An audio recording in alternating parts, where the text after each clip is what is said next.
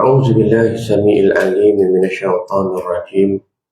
بسم الله الرحمن الرحيم. الحمد لله رب العالمين وبه نستعين على أمور الدنيا والدين. والصلاة والسلام على أشرف الأنبياء والمرسلين وعلى آله وصحبه أجمعين. اللهم صل على نور الأنوار وسر الأسرار وترياك الأغيار ومفتاح باب اليسار سيدنا محمد المختار وعلى آله الأطهار وأصحابه الأخيار عدد نعم الله وإفضاله. سبحانك لا علم لنا إلا ما علمتنا إنك أنت العليم الحكيم. ولا حول ولا قوة إلا بالله العلي العظيم. بنورك يا الله نور بصيرتي لكشف أموري عن عيون تغيبت. أما بعد، أحييكم جميعا بتحية الإسلام. السلام عليكم ورحمة الله وبركاته. Alhamdulillah, syukur kepada Allah SWT pada pagi yang penuh dengan ketenangan, kebahagiaan ini. Alhamdulillah, kita telah dipilih oleh Allah SWT menyempurnakan bersama ubudiyah kepada Allah sebagai penzahiran rasa kehambaan dan kerendahan diri kita kepada Allah SWT dengan solat, zikir dan munajat. Mudah-mudahan dengan segala amal yang kita lakukan, Allah SWT menerima ianya sebagai tanda syukur kita ke hadiratnya. Dan Allah menerima segala amal kita, apa jua yang kita lakukan pada ruangan yang mulia ini, sebagai ibadah dan menjadi bekalan yang terbaik untuk kita, terutamanya dalam kehidupan di akhirat. Kita mohon kehadirat Allah SWT moga-moga menganugerahkan segala kebaikan yang ada pada sisi Allah SWT kepada kita, terutamanya keredaan Allah SWT sendiri yang mahal. Allah anugerahkan juga kepada kita rahmat. Rahmat ini ada banyak yang diturunkan untuk kehidupan kita di dunia ini hanya satu, berkongsi sekalian makhluk. Itu pun menyebabkan haiwan yang ganas macam mana pun mengasihi anak, gangster macam mana pun ada belas kasih sesama manusia. Itu baru satu. Tapi kita mohon kepada Allah SWT rahmat. Moga-moga kalau tidak kita rasai secara terus di dunia, di akhirat nanti kita akan peroleh banyak rahmat Allah.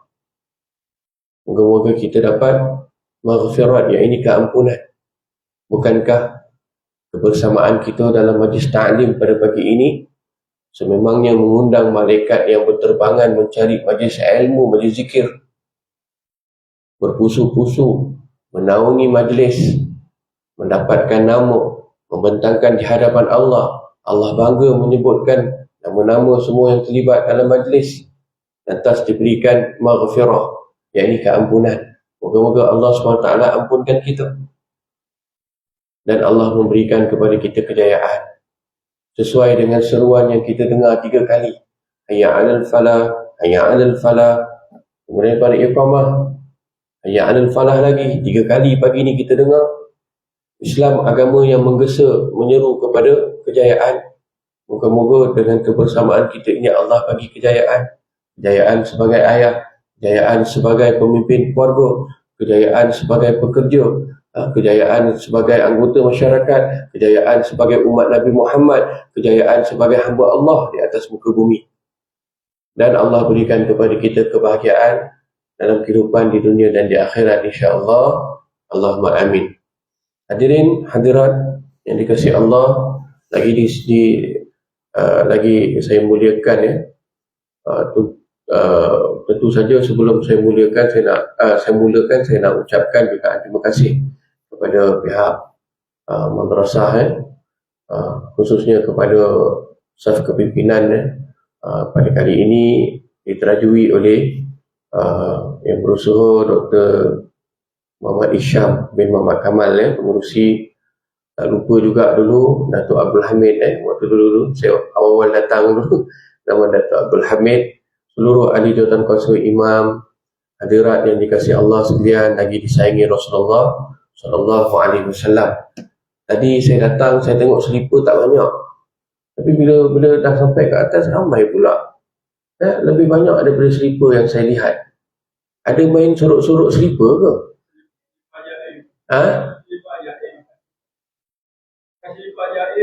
Selipar jaim?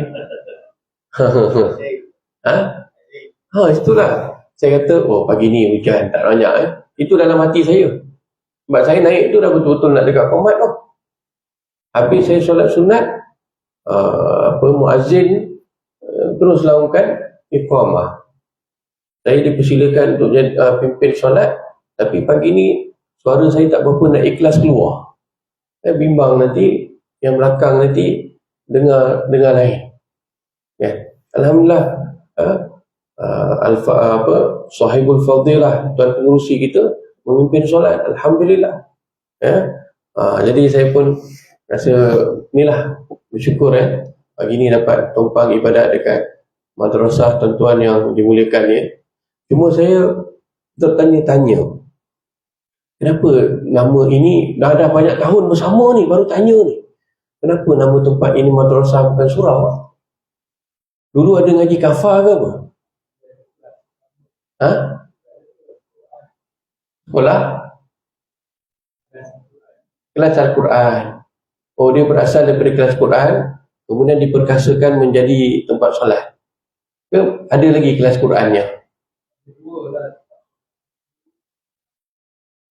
Di bawah. Masih lagi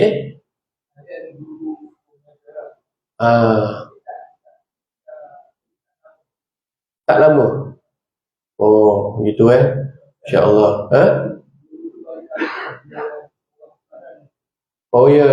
Orang seberang baik, alhamdulillah.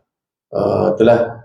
Jadi itulah saya alhamdulillah syukur kepada Allah SWT dapat bersama dengan tuan-tuan dalam satu tempoh kebersamaan yang bukan pendek tapi lama Juga saya alu-alukan kebersamaan yang bahagia Datuk. InsyaAllah saya selalu dengar jemaah sebut pasal Datuk. Datuk dulu di Kagat di Kagat, insyaAllah. Saya dulu tinggal kat Bangi. Itu lain, itu general. Itu Panglima, maaf. Datuk kira selepas Datuk yang ahli politik tu, Jamil Hay baru selepas Datuk Jamil Hay bersama Datuk Jamil Hay dia nombor 1. Lepas tu Datuk ganti. Dia awal.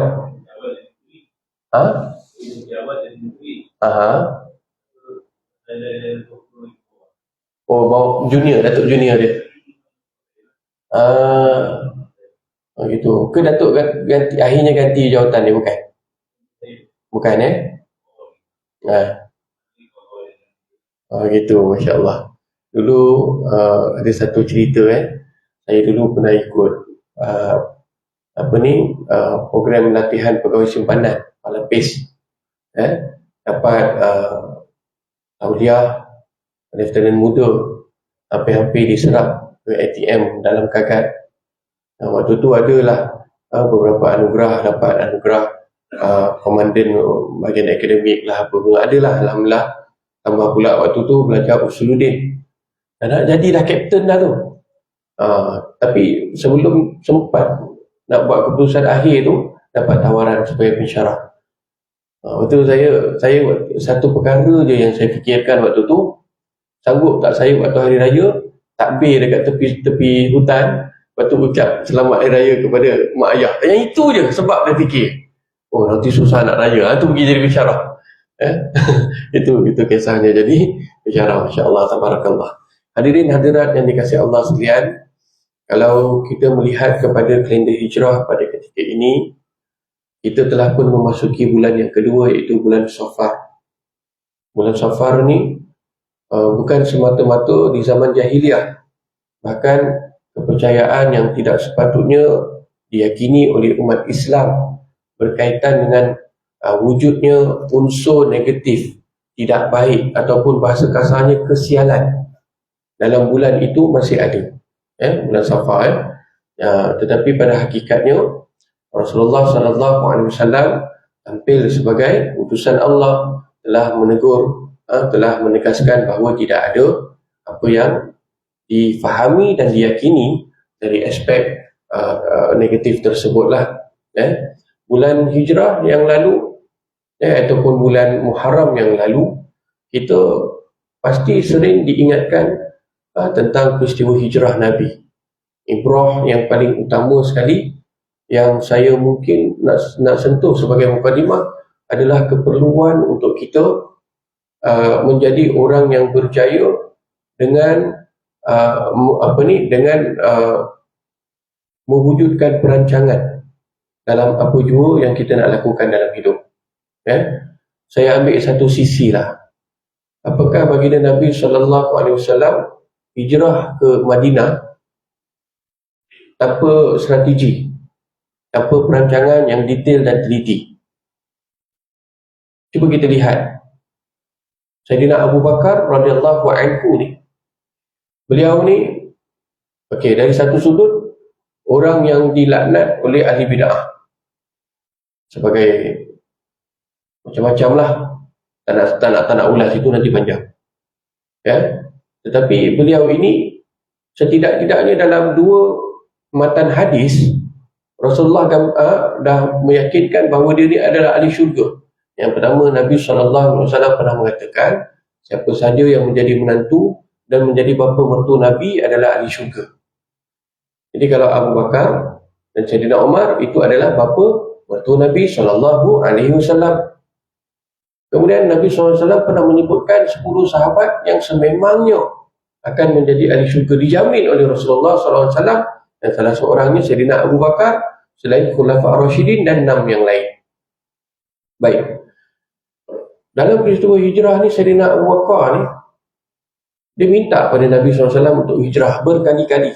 Orang lain diam-diam pergi hijrah setelah Rasulullah SAW mengkhabarkan kepada kaum muslimin yang dah tak tahan diseksa di pulau, dihina dan sebagainya. Mereka mengadu pada Rasulullah, tak ada jawapan, sehinggalah Allah berikan wahyu. Tempat untuk hijrah adalah Madinah, ataupun pada ketika itu namanya Yathrib. Jadi diam-diam ramai yang berhijrah, kecuali Sayyidina Umar. Itu saja. Dia pergi tawaf, dia solat di belakang makam Ibrahim, dia buat pengisytiharan. Dia nak hijrah. Siapa yang berani untuk halang, sila berdepan. Tak ada siapa yang berani. Seorang yang tinggi, kakak, mahir kan? Dia seorang je yang berani declare. Kenapa? Tidak ada arahan daripada Allah Subhanahu wa ta'ala. Walaupun setahun sebelum tu, baginda Nabi SAW dihadiahkan peristiwa Isra, menaiki burak, singgah dekat satu tempat yang penuh dengan pohon tamar. Nabi SAW diminta Sayyidina Jibril untuk solat 2 rakaat. Setelah solat 2 rakaat, baginda naik, burak pun jalan. Maka Rasulullah tanya, apa nama tempat itu? Maka Sayyidina Jibril kata, itu adalah Taibah. Taibah tu nama lain bagi Madinah. Taibah, yang kita biasa dengar qasidah, ya Taibah. Itulah dia, Madinah lah tu. Banyak tamar. Jadi Sayyidina Jibril kata, itu adalah Taibah. Nanti Tuhan akan hijrah ke sini. Okey, pendek. Sayyidina Abu Bakar minta banyak kali nak hijrah, seperti mana yang lain yang dah lepas hijrah ni. Rasulullah kata apa? Aku berharap ada ada sahabat yang menemaniku dalam hijrah. Jadi Sayyidina Abu Bakar faham dia mungkin akan hijrah dalam keadaan bersahabat dengan Nabi sepanjang permusafiran itu. Baik, kita tengok apa yang dia buat. Yang pertama, bila mana Rasulullah SAW dikhabarkan oleh Sayyidina Jibril tentang perancangan orang kafir Quraisy. Mereka berhimpun dekat Dar An-Nadwah. Darun Nadwah ni, dia berhampiran Kaabah, betul-betul berdekatan dengan Hijr Ismail. Hijr Ismail ni, kalau misal kata ni Kaabah, ni rukun Hajar Aswad, dia ada macam bentuk U tu. Ya, Hiji Ismail. Jadi dekat situ dulu ada Darun Nadwah. Ini kira kelab elit. Jadi ada satu perbincangan tergempar. Yang boleh masuk 40 tahun ke atas. Yang layak masuk adalah pembesar-pembesar dan ilmuwan-ilmuwan. Dan masuk pada ketika itu seorang yang mengaku syekh daripada Najd. Ketuk pintu, orang tanya, siapa kamu? Aku adalah syekh daripada Najd. Aku nak terlibat dalam perbincangan ni. Jadi bila dia masuk, dialah yang memainkan peranan dalam perbincangan. Ada yang mencadangkan supaya Rasulullah ini dipenjarakan dalam keadaan kaki diikat, dibiarkan sampai mati. Dia tak setuju. Ada yang mencadangkan Rasulullah SAW dihalau saja daripada Mekah. Dia juga tak setuju. Dia kata kalau kita halau dia, Rasulullah ni bicaranya Masya Allah, indah, manis, mudah mempengaruhi. Tentu saja dia boleh mendapatkan sahabat yang baru, yang nanti membentuk satu jemaah yang besar dan boleh menyerang kita. Sampai tahap gitu. Baik. Orang kafir Quraisy ni tahu orang Islam dah ramai berhijrah ke Madinah. Tetapi mereka bimbang Rasulullah sampai ke Madinah. Kenapa? Sebab mereka dah maklum lebih 90% orang Arab di Madinah telah masuk Islam. Aus, Khazraj dah masuk Islam lebih 90%, dan mereka telah pun berbaiat kalau Nabi bersama mereka akan Nabi SAW sebagai pemimpin. Dan mereka takut orang Madinah ni mahir perang. Nanti dengan kebersamaan bersama Rasulullah SAW, mereka akan serang. Baik, Abu Bakar buat apa? Bila Rasulullah dapat maklumat dalam perbincangan Darun Nadwah, cadangan ketiga daripada Abu Jahal, setiap kabilah orang Arab ni hantarkan wakil pemuda yang gagah, diberikan sebilah pedang, masing-masing cocok satu, tikam Nabi Muhammad satu-satu. Jadi kalau Rasulullah wafat, keluarga Rasulullah nak tuntut, semua kabilah akan mengaku, saya yang bunuh. Maka penyelesaian dia adalah bayar duit pampasan lah. Diat namanya. Betul lah. Doktor tuan pengurusi kita ni undang-undang, dia hudud qisas, takzir kan. Kalau diat ni dia ganti kepada qisas, doktor. Baik. Allahumma salli ala sayyidina Muhammad wa ala alihi wasallam. Bila Sayyidina Jibril datang bagi tahu kepada Rasulullah SAW perancangan di Darun Nadwah, baginda akan dibunuh, dan Sayyidina Jibril bagi tahu Rasulullah, malam ni jangan tidur tempat yang sedia ada lah. Dia pun pergi ke rumah Sayyidina Abu Bakar. Cuba tengok, Sayyidina Abu Bakar 800 dirham dia bayar kepada Abdullah bin Uraikid, orang yang mahir jalan untuk ke mana-mana di tanah Arab, di semenanjung Arab ni. Dia mahir. Dia seorang kafir Quraisy, tetapi seorang yang amanah. Bayar 800 dirham, dapatlah 2 ekor unta. Kemudian Rasulullah bermalam malam tu dekat mana? Rumah Sayyidina Abu Bakar. Kemudian Rasulullah dan Abu Bakar pergi ke Jabal Sur. Di sana ada Gua Sur. Gua Sur. Adakah Rasulullah terus pergi? Kalau terus pergi, confirm boleh jejak. Tak. Pergi dulu Gua Sur. Kemudian macam mana perancangannya? Setiap pagi dan juga setiap petang, Amir Ibnu Fukhairah datang bawa kambing. Dia ni adalah hamba kepada Sayyidina Abu Bakar. Jadi setiap pagi datang bawa kambing, maka dapatlah diperas susunya, minum oleh Rasulullah dan Abu Bakar, hilang lapar. Petang datang lagi bawa susu. Kemudian Sayyidina Abu Bakar dah rancang anaknya Asma binti Abu Bakar setiap petang akan datang bawa makanan. Kemudian waktu maghrib, anaknya lagi seorang, Abdullah bin Abu Bakar, akan datang maklumkan apa perkembangan terkini yang berlaku dekat Mekah. Apa masyarakat buat, apa perancangan mereka. Adakah selepas duduk dekat Gusul, esoknya terus jalan? Tak, tunggu 3 hari. Kemudian dah 3 hari itu pula, adakah ikut laluan biasa pergi ke Madinah? Tidak, laluan yang tak biasa di tepi laut. Itu yang sampai lalu ke kawasan yang bernama Gadid. Dekat sanalah kan ada peristiwa siapa nama Surakah bin Nufal. Kuda dia kejar pakai kuda dia jatuh. Dia pun keluar anak panah buat tilikan. Nasib baik ke tidak? Jatuhkan anak panah. Petunjuknya nasib tak baik. Tapi dia tak heran. Sebab dia nak juga Rasulullah dan Abu Bakar, tawaran yang diberikan, yang diwawarkan, siapa dapat tangkap dapat 200 ekor unta betina. Memula tawaran 100 ekor. Abu Jahal kata, aku tambah lagi 100 ekor. Dia nak 200 ekor tu. Dia dapat tilik, petunjuknya tak baik. Dia kejar juga. Menghampiri Rasulullah. Berdekatan dengan Nabi.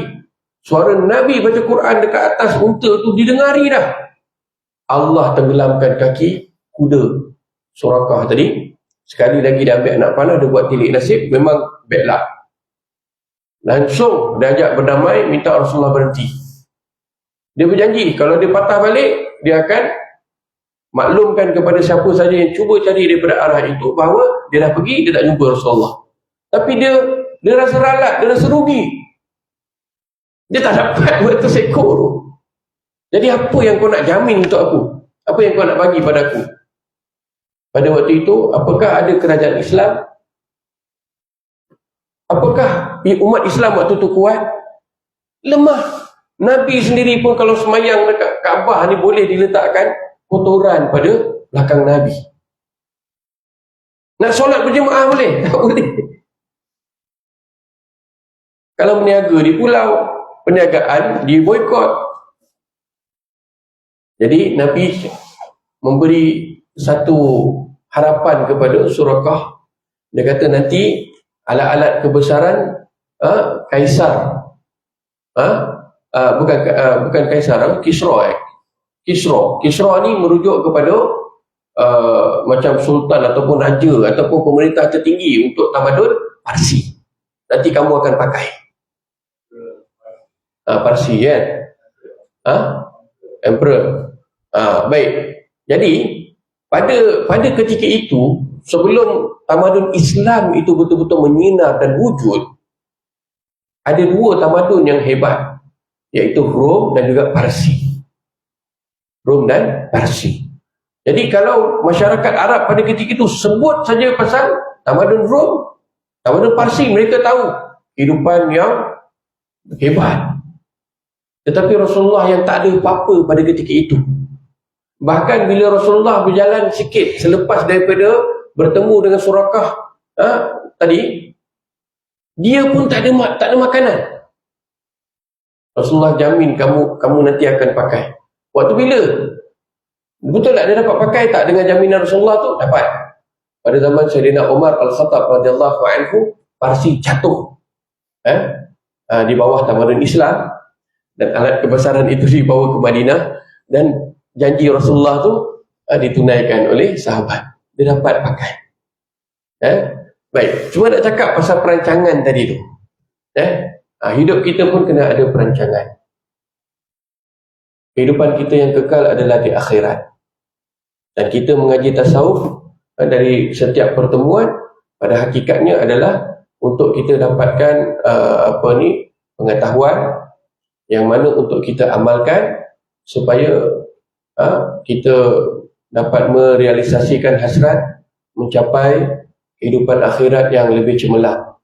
Dan lagi satu, kita belajar tasawuf, sememangnya ini adalah fardu ain, rukun agama yang ketiga selepas iman dan juga Islam. Iman tu tauhid, Islam tu fiqh, adapun yang ketiga adalah ihsan, merujuk kepada tasawuf. Hadirin yang dimuliakan, fasal berkaitan dengan marah. Berkaitan dengan marah. Jadi marah ni adalah suatu yang dia adalah suatu fitrah bagi kita lah, marah. Jadi apakah Islam menyuruh kita ni untuk menghapuskan sifat marah? Tidak. Islam tak menghapuskan sifat marah, sebab dia memang naluri yang ada dalam diri manusia. Rasulullah marah tak? Rasulullah pun marah juga. Rasulullah pun marah juga. Tapi Rasulullah marah tu sebab apa? Kalau orang hina kepribadian Rasulullah, Rasulullah tak marah. Tapi kalau orang menghina agama, ataupun orang menganiaya haiwan, ataupun orang melakukan ketidakadilan, maka Rasulullah SAW akan menjadi orang yang membela kebenaran dan menjadi seorang yang marah. Baik. Jadi Islam sebenarnya menganjurkan kita ni supaya, ataupun mendidik kita supaya kita ni kawal marah tersebut dengan iman dan juga akal. Dengan iman dan juga akal.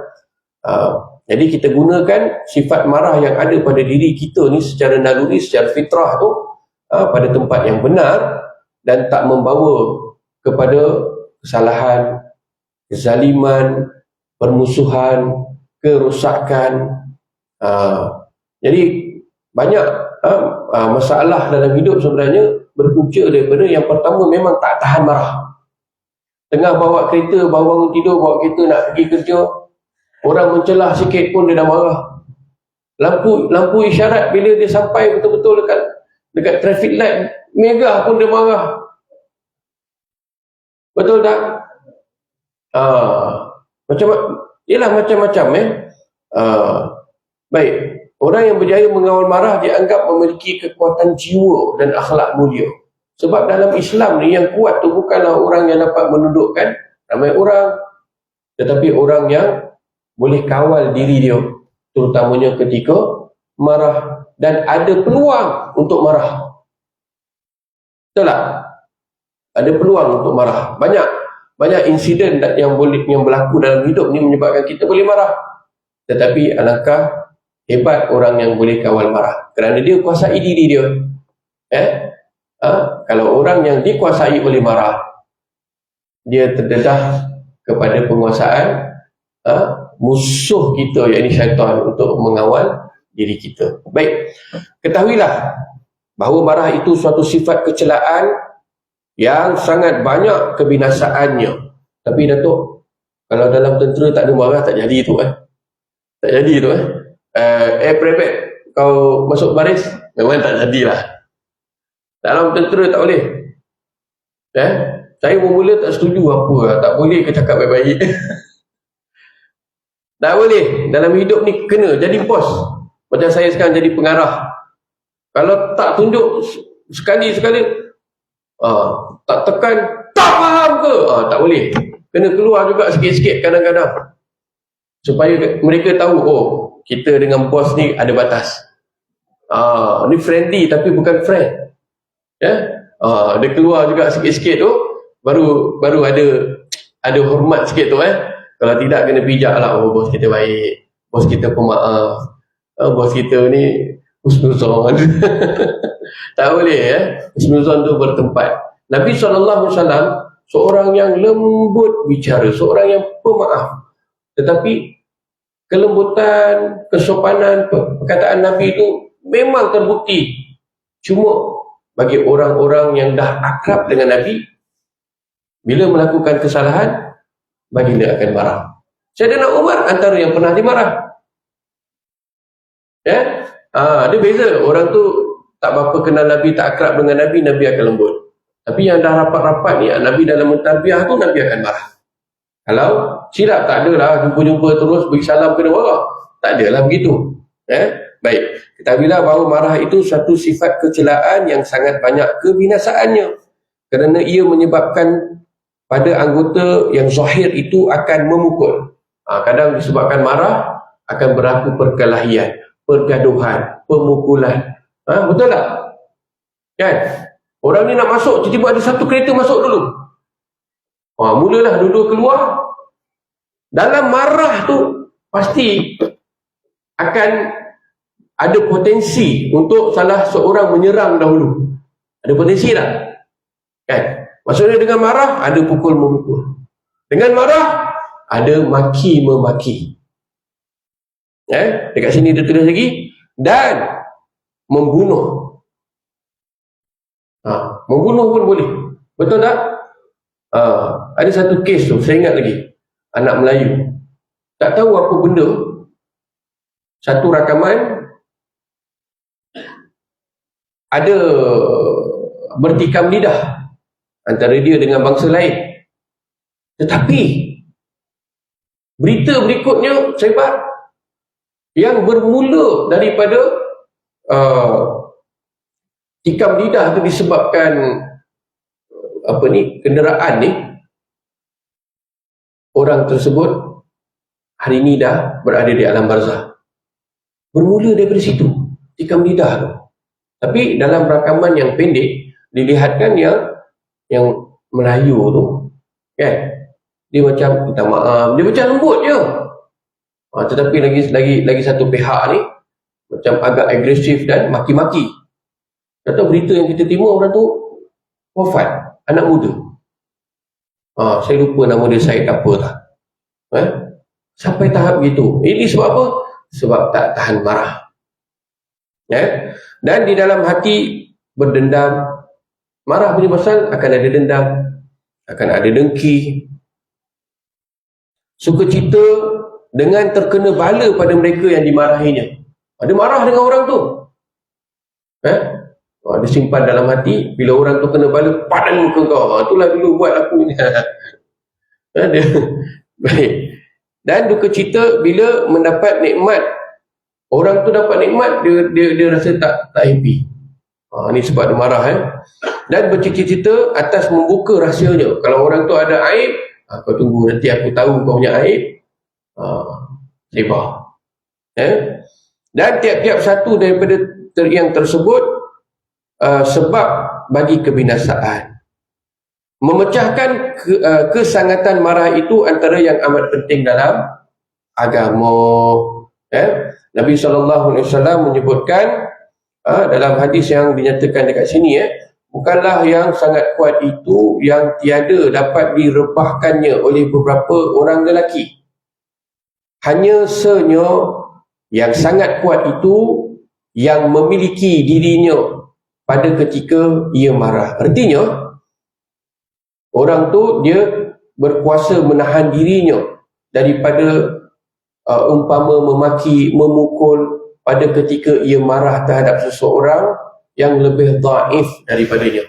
Kalau misal katalah dia terpancing emosi untuk marah, yang buat dia nak marah tu adalah orang yang lebih pangkat daripada dia, dia berani marah tak? Berani marah tak? Datuk, kita waktu tu kononnya kita masih kadet ke apa, tiba-tiba yang buat kita marah tu panglima, berani marah? Tak berani. Tapi bila kita berpangkat, yang buat kita marah tu siapa? Orang yang kita rasa kita ada keupayaan untuk marah pada dia. Ketika jadi ayah, anak. Ketika jadi suami, isteri. Ketika ada menjadi majikan, marah kepada pekerja. Jadi gitu. Baik. Seorang lelaki berkata kepada Rasulullah SAW, suruhkan daku dengan satu pekerjaan tetapi sedikitkan. Maka sabda Rasulullah SAW, la taghdab, janganlah engkau marah. Maka lelaki itu mengulang-ulang permintaannya. Maka Rasulullah SAW mengulang-ulangkan sabda la taghdab. Jadi ada seseorang tu datang kepada Nabi, minta satu wasiat ataupun tausiah. Maka Nabi mengulang-ulang perkataan la taghdab, jangan marah. Jadi sebenarnya Nabi SAW dari satu aspek beliau ni dalam tarbiyah sahabat, beliau ni dibantu oleh Allah SWT dengan kasyaf. Orang ni apa masalah dia sebenarnya, maka Rasulullah akan nasihat begitu. Kalau orang ni apa dia, Rasulullah akan Rasulullah akan jawab dengan jawapan yang berbeza pada pertanyaan yang sama. Kenapa? Macam doktor lah, sakit datang, ini demam, maka dia bagilah ubat demam. Kalau pesakit yang ni datang sebab kena kencing manis, dia bagilah ubat kencing manis. Yang ini datang sebab migrain, dia bagilah ubat migrain. Begitu juga dengan doktor rohani. Seumpama Nabi SAW, orang ni masalah rohani dia apa? Dia ni kurang berzikir, Rasulullah bagilah zikir. Jadi tak solat. Rasulullah ajarkanlah dia solat. Jadi begitu. Jadi pemuda ni dia adalah seorang yang mungkin pada pandangan Rasulullah seorang yang pemarah, seorang yang panas baran, maka dinasihatkan oleh baginda sallallahu alaihi wasallam supaya jangan marah. Baik, lazimkan dua perkara pada kelakuan marah. Pertama, pecahkan marah tu, memecahkannya. Saya tidak bermaksud dengan memecahkan itu menghilangkannya sama sekali, kerana ia tiada hilang sama sekali dan tiada sepatutnya hilang. Maksudnya apa? Marah ni takkan hilang sama sekali, bahkan tak boleh tak ada. Bahkan jika ia hilang, nescaya wajib dihasilkan kembali. Kerana ia perkakas bagi memerangi sekalian orang kafir. Dalam perang ni kalau tak ada rasa membara tu tak boleh. Betul tak tu dan perang ni kalau tak ada rasa nak tumbangkan musuh, tak ada rasa nak marah musuh tu tak boleh nak marah dalam peperangan. Kemudian mencegah daripada segala kejahatan, nak menahi mungkar tu pun kena ada semangat. Dia buat maksiat. Tentu itu baik. Mencegah kepada kemungkaran dan juga menyuruh mengerjakan kebajikan. Baik, cuma saya nak pesan lah. Dulu saya ada sebut kat sini dan kadang-kadang Allah SWT beri taufik hidayah kepada orang yang pencen. Orang pencen di kebanyakan masjid maka mereka ada banyak masa untuk bersama dengan rakan-rakan di masjid, i'tikaf, solat. Disebabkan aktif selepas daripada bersara, bekerja ni, banyaklah kegiatan dekat masjid. Akhirnya AGM masjid pun kadang-kadang orang calonkan dia jawatan. Calonkan jawatan. Jadi bila dah ada jawatan, rasa nak bertugas tu lah. Tetapi nak bertugas tu tidak boleh dengan tindakan emosi. Dulu saya pernah cakap di banyak tempat, kadang-kadang yang baru dapat jawatan ni dia tengking budak-budak yang main.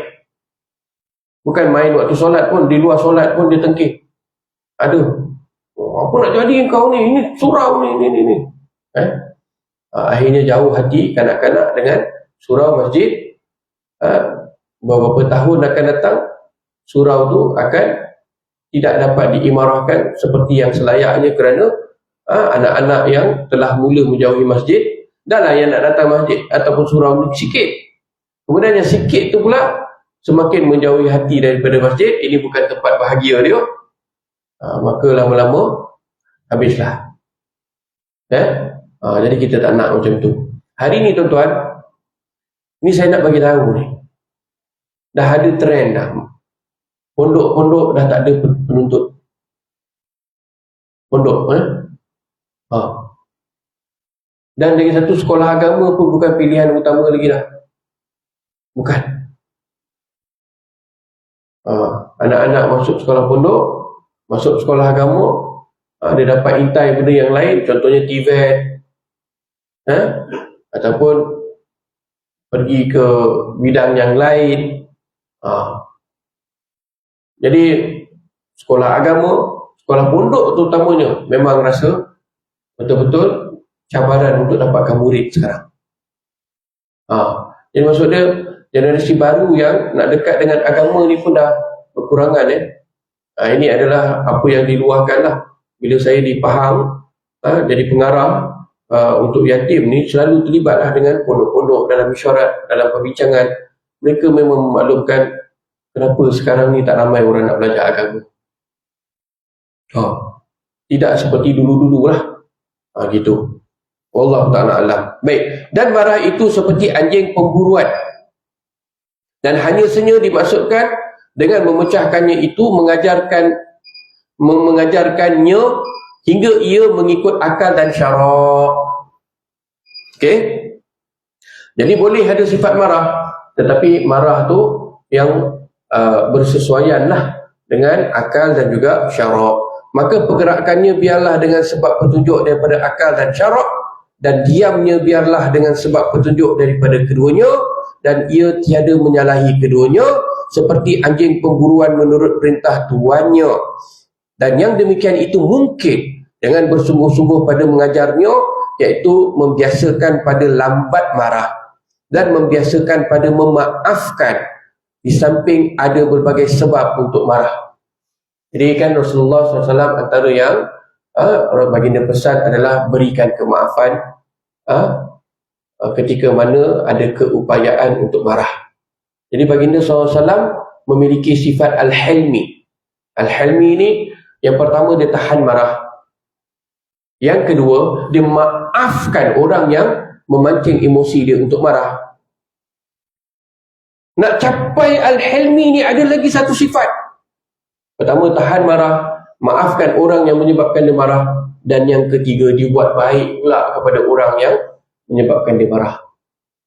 Ini sifat Nabi SAW yang disebut sebagai Al-Hilmi. Agak-agak daripada tiga tu, yang pertama tu lepas tak? Kalau kita nak melihat perbandingan akhlak yang luhur yang ada pada Nabi SAW yang dipuji oleh Allah SWT, wa innaka la'ala khuluqin azim. Baginda ni dipuji oleh Allah memiliki kepribadian yang mulia, akhlak yang agung. Dan baginda memang antara sebab baginda diutuskan, baginda kata innama bu'istu li utammima makarimal akhlak. Sebenarnya aku diutuskan untuk menyempurnakan akhlak mulia. Jadi kalau kita lihat orang yang Allah pilih dengan kemuliaan akhlak dan kita bandingkan dengan diri kita, muhasabah diri kita. Okey, dalam situasi marah, tiga benda ni ada tak? Tahan marah, maafkan orang yang menyebabkan marah. Yang berikutnya, buat baik pula kepada orang yang pernah buat kita marah. Jadi kalau kita tak ada, jauh sangat kita dengan Rasulullah SAW. Setidak-tidaknya ada 2/3 pun jadilah dapat kuasai parlimen marah. Parlimen marah. Apa istilah tu? Tahan marah, maafkan orang yang menyebabkan kita marah. Gitu. Baik, kedua, memelihara marah itu pada ketika ia berkobar-kobar dengan menahannya barang yang di dalam hati. Sebenarnya yang membuat-buat tu adalah kat dalam. Kan? Jadi macam mana cara nak tahan marah ni? Okay? Cara menahan marah yang pertama dengan pengetahuan. Ia mengetahui bahawa tidak ada sebab baginya marah, melainkan ia ingkar bahawa berlaku sesuatu itu atas kehendak Allah SWT, bukan atas kehendak dirinya. Dan ini sehabis-habis jahil. Dan lagi, ia mengetahui bahawa marah Allah SWT itu lebih besar daripada marahnya. Dan limpah kurniaan Allah SWT lebih besar beberapa kali menderhaka akan Tuhannya, maka Allah Ta'ala tidak memarahinya. Maka dia melihat kepada apa yang Allah Ta'ala perlihatkan. Allah SWT ni kemurkaan dia tu ada, tetapi rahmatnya lebih luas daripada kemurkaan Allah SWT itu sendiri. Melihat kepada sifat Allah dalam berinteraksi dengan makhluknya, maka sepatutnya makhluk pun begitu, lebih besar dia punya rahmat berbanding kemurkaan itulah. Dan engkau hendaklah ingat bahawa engkau lebih wajib mengikut perintah Allah daripada engkau marahi itu mengikut perintah engkau. Jadi orang yang marah ni, dia ikut perasaan. Dan perasaan tu, perasaan yang berkobar-kobar ini, dia macam tadi kata, dia boleh menjadi sebab maki-maki, dia boleh menjadi sebab pukul-memukul, dan boleh juga bawa sampai bunuh-berbunuh. Dia boleh membawa kepada dendam, dia boleh membawa kepada hasad, dia boleh membawa kepada membuka aib. Ini semua sebab marah. Tapi kalau dah ditutup, dah, khalas, aku maafkan dia. Tak ada dah. Baik. Kemudian dengan tindakan, iaitu mengucapkan ta'awuz ketika marah. A'udzubillahi minasyaitonirrajim, seperti yang datang daripada hadis riwayat Bukhari dan Muslim, kerana marah itu angkara syaitan. Itu yang pertama. Kemudian jika marahnya tak berhenti dengan membaca ta'awuz tadi, baca a'udzubillahi minasyaitonirrajim, maka hendaklah dia duduk kalau dia berdiri. Dan hendaklah dia baring kalau dia duduk. Itu yang kedua. Kemudian yang ketiga, dan jika tiada padam marahnya dengan duduk atau baring itu, maka hendaklah dia ambil air sembahyang. Sabda Nabi SAW, innal ghadaba minasyaitan wa inna syaitana khuliqa minan nar wa innama tudfa'un naru bil ma' fa idza ghadiba ahadukum falyatawadda. Maksudnya, sesungguhnya marah itu daripada syaitan, dan sesungguhnya syaitan itu dijadikan daripada api. Hanya sesungguhnya dipadamkan api itu dengan air. Maka apabila memarahi seorang, kamu hendaklah berwudu. Apa Nabi kata tadi? Marah itu daripada syaitan. Syaitan itu dicipta daripada api. Jadi nak padamkan api dengan air. Maka apabila nak marah seseorang, ambillah wudu. Itu pesan Nabi SAW.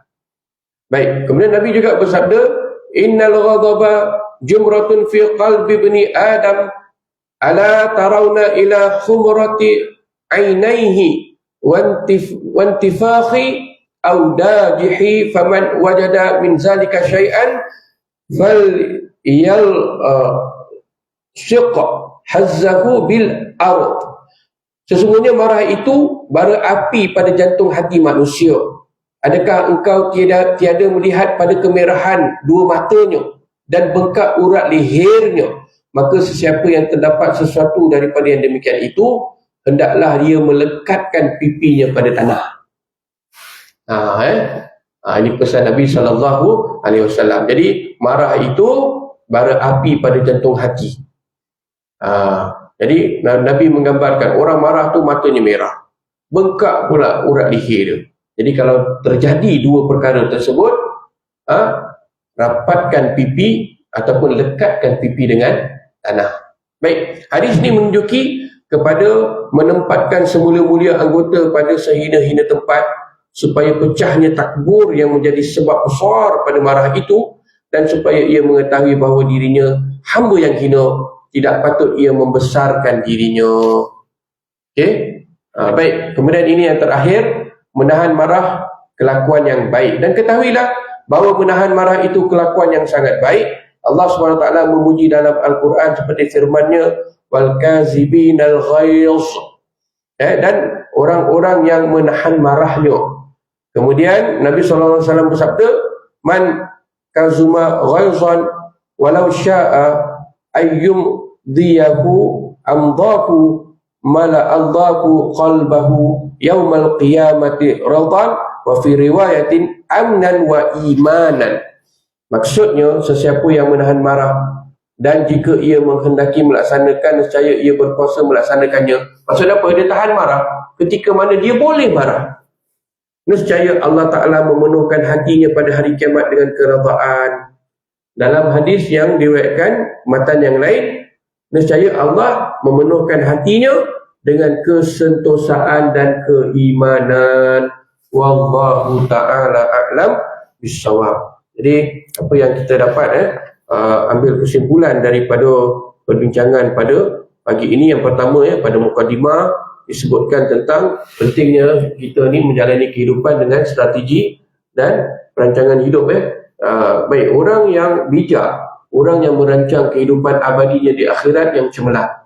Jadi bagaimana menjalani kehidupan ini dengan kurbah, yakni usaha mendekatkan diri kepada Allah Subhanahu wa Ta'ala. Baik, kemudian tentang marah. Marah ni adalah naluri yang ada pada diri kita. Agama kita suruh kita kawal supaya marah ini taklah membawa kita kepada dosa, taklah membawa kita kepada kezaliman. Bahkan apa-apa yang kita lakukan daripada dosa dan kezaliman itu membawa pula kepada penyesalan pada kehidupan kemudian di dunia dan di akhirat. Islam tak larang kita marah, tetapi Islam ajar kita cara untuk mengurus dan menyalurkan marah tu dengan cara yang hikmah, dengan cara yang bijaksana. Jadi gitulah, marah ni sifat semula jadi. Jadi menahan marah itu merupakan sifat takwa. Sifat takwa. Kalau kita lihat surah Ali Imran, Allah menyebutkan apa? Dan orang-orang yang menahan kemarahannya serta memaafkan kesalahan orang lain, dan Allah mengasihi orang-orang yang membuat kebaikan. mendapat kasih sayang daripada Allah Subhanahu wa ta'ala. Menahan marah dan memaafkan. Rasulullah SAW memang selalu memberi penekanan kepada kita supaya memberikan tahan marah dan memberikan kemaafan, mengawal emosi apabila kita berhadapan dengan situasi yang sering mengundang ataupun memancing kepada emosi marah kita. InsyaAllah, mudah-mudahan Allah memberi kekuatan kepada kita untuk menjadi orang yang kuat. Yang kuat ni maksudnya yang disebut oleh Nabi SAW bukan kuat dari sudut fizikal, tetapi dapat mengawal diri daripada marah, insyaAllah. A'udzubillahi samil alim minasyaitanir rajim. Bismillahirrahmanirrahim. Alhamdulillahirabbil alamin. Allahumma shalli ala sayyidina Muhammad wa ala alihi wa sahbihi ajma'in. Allahumma aftah alaina wa ala zuriyatina futuhal arifin. Rizqna fahman nabiyyin wa hifzal mursalin wa ilhamal malaikatil muqarrabin. Waj'alna minal ulama'il amilin wa syurna fi zumratis salihin. Birahmatika ya arhamar rahimin. Allahumma aftah alaina abwabal khair wa abwabal barakah wa abwabal ni'mah wa abwabal rizq وأبواب القوة وأبواب الصحة وأبواب السلامة وأبواب الجنة.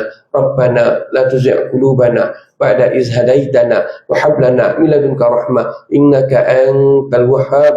ربنا آتنا في الدنيا حسنة وفي الآخرة حسنة وقنا عذاب النار. صلى الله على سيدنا محمد وعلى آله وصحبه وسلم. سبحان ربك رب العزة عما يصفون والسلام على مرسلين والحمد لله رب العالمين. تقبل الله منكم.